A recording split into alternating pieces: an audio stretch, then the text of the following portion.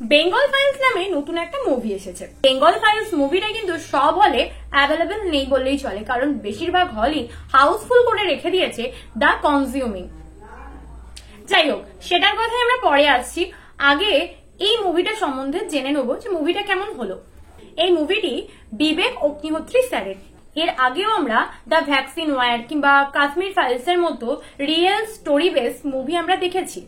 এই বেঙ্গল ফাইলস মুভিটি রিলিজ হওয়ার আগে অলরেডি এই মুভিটিকে নিয়ে একটা কন্ট্রোভার্সি চলছিল গোটা সোশ্যাল মিডিয়া জুড়ে, বাট যাই হোক সেটা অবশেষে মিটে শেষমেশ এটা মুক্তি পেয়েছে। চলো জেনে নি কেমন হলো। সানি টপের সঙ্গে সিনেমার জগতে হারিয়ে যাও আর ছোট্ট করে সবকিছু জেনে নাও। তো এই মুভিতে কতটা রিয়েল স্টোরি রয়েছে কিংবা কতটা ব্রুটালিটি রয়েছে সেটাই জানবো। প্রথমেই বলি, মুভিটি কিন্তু রিয়েলিটি বেস এবং পলিটিক্যাল একটা সাইড তো অবভিয়াসলি রয়েছে, তার সাথে ব্রুটালিটিও রয়েছে।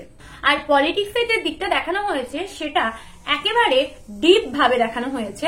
তার ভালো দিক খারাপ দিক দুদিকটা মিলিয়ে বলতে পারো, কিংবা পলিটিক্স কিভাবে ব্রেন ওয়াশ করতে পারে মানুষের সেই দিকটাকেও বোঝানো হয়েছে, এবং ব্রেন ওয়াশ করার পরে কিভাবে নিজের স্বার্থ সিদ্ধির জন্য তাকে ছুঁড়েও ফেলে দিতে পারে, মানে একদম ডার্ক সাইডটাকে দেখানো হয়েছে। তাছাড়া এই মুভির রান টাইম হচ্ছে 3 ঘন্টা 20 মিনিট, মানে এই মুভির স্টোরি বেসে কিন্তু এটুকু টাইম দরকার।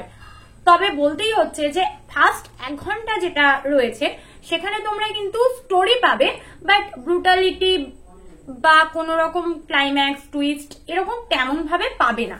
সো তোমাদের ফার্স্ট হাফটা মানে 1 ঘন্টার যে টাইমটা সেটা একটু বোর ফিল হতে পারে, লংও লাগতে পারে।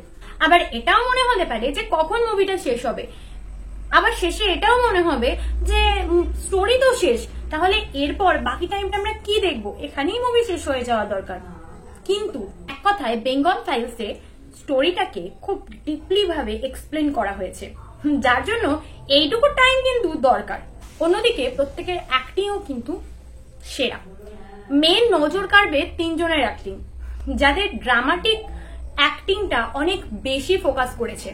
পল্লবী যোশী, সিমরাত কর, দর্শন কুমার, এই 3 জনের অ্যাক্টিং এর যে পারফেক্ট ব্যাপারটা এটা কিন্তু নজর এমনিই কাড়বে। আর অন্যদিকে যদি সাইড রোলের কথা বলতে হয় তাহলে এটা বলবো সাইড ক্যারেক্টার হয়েও কিন্তু মেন ক্যারেক্টারের মতনই রোল প্লে করেছে এবং সবার আগে নিজেকে নিয়ে এসেছে। আমি বলছি মিঠুন স্যারের কথা। মিঠুন চক্রবর্তীকে আমরা টিজার বা ট্রেলারে দেখেছিলাম তার ঝলক, তো তিনি যেভাবে অ্যাক্টিংটা করেছেন একেই বলে সাইড অ্যাক্টর হয়েও সবার নজর নিজের দিকে আনা, মানে এক কথায় অ্যাক্টিংটা জাস্ট মাথায় বসে যাবে। আর বাকি 3 জনের কথা যেটা বললাম, ওনাদের অ্যাক্টিং তো অলরেডি মনে গেঁথে থাকবে, মুভিটা দেখার কয়েক মাস কয়েক বছর পর্যন্ত এটা মনে থেকে যাবে। এরপর আসি ব্রুটালিটির কথায়। ব্রুটালিটিটা এতটা ভয়ঙ্কর ভাবে দেখানো হয়েছে যে বুক কাঁপবে ভয়ে রীতিমতো, আর এই কারণেই এই মুভিটাকে এ সার্টিফিকেট দেওয়া হয়েছে। ফাইল সিরিজের এটা লাস্ট মুভি বলতে পারো তোমরা বিবেক অগ্নিহোত্রী স্যারের, কারণ এটা অলরেডি বলে দেওয়াই হয়েছিল। যে লেভেলের ব্রুটালিটি আছে এটা কিন্তু ভুলেও বাচ্চাদেরকে সঙ্গে নিয়ে দেখো না।